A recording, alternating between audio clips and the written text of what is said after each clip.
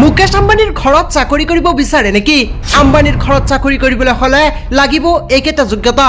কিমান টকা দৰমহা পাব আৰু কেনেকৈ পাব চাকৰি?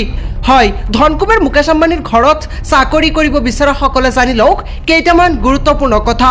প্ৰায় ৬,০০০ কৰ্মীয়ে বৰ্তমান সময়ত কাম কৰি আছে মুকেশ আম্বানীৰ ঘৰত।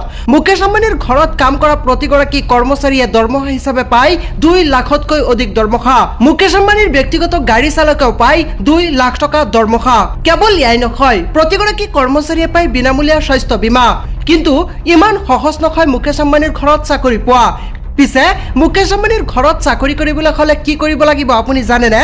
আপুনি মুকেশ আম্বানীৰ ঘৰত চাকৰি কৰিবলৈ হলে দিব লাগিব লিখিত পৰীক্ষা। লগতে লিখিত পৰীক্ষাত উত্তীৰ্ণ হোৱাৰ পাছত আপুনি অৱতীৰ্ণ হ'ব লাগিব ইণ্টাৰভিউত। অৰ্থাৎ ইণ্টাৰভিউটো যেতিয়া আপুনি উত্তীৰ্ণ হ'ব তেতিয়াহে মুকেশ আম্বানীৰ ঘৰত চাকৰি লাভ কৰিব পাৰিব।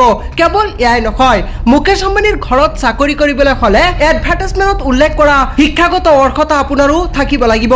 তেতিয়াহে মুকেশ আম্বানীৰ ঘৰত চাকৰি লাভ কৰিব পাৰিব, য'ত আপুনিও পাব দৰমহা হিচাপে ২ লাখ টকাতকৈ অধিক দৰমহা।